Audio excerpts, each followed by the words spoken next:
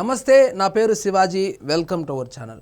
జగన్మోహన్ రెడ్డి గారు తీసుకున్న నిర్ణయాలు అంటే ఆయన రాజకీయంగా తీసుకున్నటువంటి నిర్ణయాల్లో చెత్త నిర్ణయం ఏదైనా ఉందంటే, అన్ని చెత్త నిర్ణయాలు అనుకోండి, దాంట్లో అతిపెద్ద చెత్త నిర్ణయం ఏదైనా ఉందంటే ఈ రైతుల పాస్ పుస్తకాలు ఏదైతే ఉందో దాంట్లో ఆయన ఫోటో వేసుకోవడము, అదేవిధంగా సర్వే రాళ్ళు ఉంటుంది కదా, ఆ సర్వే రాళ్ళలో ఆయన ఫోటో వేసుకోవడం అనేటువంటి ఆ సలహా ఎవరిచ్చారో, లేకపోతే ఆయనకే వచ్చిందా ఇట్లాంటి బ్రహ్మాండమైనటువంటి ఐడియా నాకు తెలియదు. కానీ జగన్మోహన్ రెడ్డి గారు ఓడిపోవడానికి, జగన్మోహన్ రెడ్డి గారికి ప్రతిపక్ష హోదా కూడా లేకుండా పోవడానికి, 11 సీట్లకు పరిమితం అవడానికి ఒకానొక కారణం కూడా ఇదే అని చెప్పొచ్చు. ఎందుకంటే ఎవరి ఆస్తి, ఎవరి పాస్బుక్, ఎక్కడో తాతలు సంపాదించినటువంటి ఆస్తి కావచ్చు, తండ్రులు సంపాదించినటువంటి ఆస్తి కావచ్చు, కష్టం మీద సంపాదించుకున్నటువంటి ఆస్తుల్లో ఆయన ఫోటో వేసుకోవడము జనాలకు నచ్చకుండా తీసి బండకేసి కొడితే ఆ 151లో నుంచి 5 రాలిపోయింది.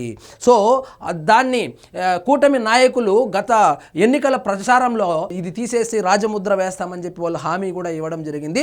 అందులో భాగంగానే కొత్త సంవత్సరము జనవరి 2 నుంచి 9వ తారీఖు వరకు గ్రామ సభలు నిర్వహించి జగన్మోహన్ రెడ్డి గారి ఫోటో తీసేసి రాజముద్రతో, ఈ విధంగా రాజముద్రతో మీ పాస్బుక్ మీ చేతికి రాబోతుంది. కాబట్టి మీరు 2వ తారీఖు నుంచి 9వ తారీఖు వరకు గ్రామ సభలు నిర్వహిస్తారు. గ్రామ సభల్లో పాల్గొనండి. మీ పాస్బుక్ జగన్మోహన్ రెడ్డి గారి ఫోటో లేకుండా రాజముద్రతో ఉన్నటువంటి పాస్బుక్ని కలెక్ట్ చేసుకోండి.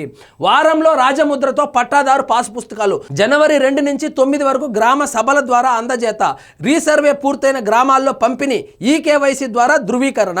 కొత్త సంవత్సరంలో రైతులకు పట్టాదారు పాస్ పుస్తకాలు అందనున్నాయి. 2026 జనవరి 2 నుంచి 9వ తారీఖు వరకు గ్రామ సభల్లో ఇవ్వబోతున్నారు. సో మొత్తానికి మీరు ఏమి ఆశించి కూటమి పార్టీలకు ఓట్లేశారో, మా పాస్ పుస్తకాల్లో జగన్మోహన్ రెడ్డి గారి ఫోటో ఏంటి, ఈ ఆస్తి ఏమైనా రాజారెడ్డి గారు సంపాదించి ఇచ్చాడా, లేకపోతే రాజశేఖర్ రెడ్డి గారు సంపాదించారా, లేకపోతే అట్లీస్ట్ గవర్నమెంట్ ఏమైనా మాకు ఫ్రీగా ఇచ్చిందా? సో ఇప్పుడు జగన్మోహన్ రెడ్డి గారు అంటే నచ్చే వాళ్ళు ఉంటారు, నచ్చని వాళ్ళు ఉంటారు. ఇప్పుడు 50% ఓటింగ్ వచ్చింది అనుకుంటా, 55% ఓటింగ్ ఇచ్చింది. సో మిగిలినటువంటి 45% ఓటర్లు ఎవరైతే ఉన్నారో, ఆ ప్రజలు ఎవరైతే ఉన్నారో వాళ్ళ పాస్బుక్ల్లో ఈయన ఫోటో వేస్తే ప్రతిరోజు ఆయన ఫోటో ఎలా చూసుకుంటారు వాళ్ళు? కాబట్టి సో ఈ చెత్త నిర్ణయం ఏదైతే ఉందో, చెత్తగా నిర్ణయం కూడా కాదు, పిచ్చి తుక్లకు కూడా తీసుకొని ఉన్నాడు ఇలాంటి నిర్ణయాన్ని. సలహా ఇచ్చారా లేకపోతే ఆయనే నిర్ణయించుకున్నాడో మనకు తెలియదు. కానీ ఎవరైతే ఈ సలహా ఇచ్చారో జగన్మోహన్ రెడ్డి గారికి, ముందు వాళ్ళని ఉద్యోగం నుంచి తీసేసి ఉండాలి, లేదా ఆయనే ఈ నిర్ణయం తీసుకొని ఉంటే మాత్రం ఇంక చేసేదేమీ లేదు. సో మొత్తానికి జగన్మోహన్ రెడ్డి గారు లేకుండా రాజముద్రతో పాస్ పుస్తకాలు వస్తున్నాయి. సో కొత్త సంవత్సరము కానుకగా వస్తుంది, కలెక్ట్ చేసుకోండి. ఏదైతే హామీ ఇచ్చారో కూటమి పార్టీలు, సో చంద్రబాబు నాయుడు గారి నాయకత్వంలో ప్రింటింగ్ ఖర్చు జగన్మోహన్ రెడ్డి గారు చేసేదాన్ని లెక్కబొక్క వ్యవహారాలే. సో పెయింట్ వేసేదానికి 10 రూపాయలు అయితే దాన్ని తీసేదానికి 9 రూపాయలు. అదేవిధంగా పాస్ పుస్తకాల్లో ఆయన పేర్లు వేసేదానికి డబ్బులు బొక్క, ఇప్పుడు దాన్ని తీసేసి కొత్త పాస్ పుస్తకాలు ఇవ్వడానికి బొక్క.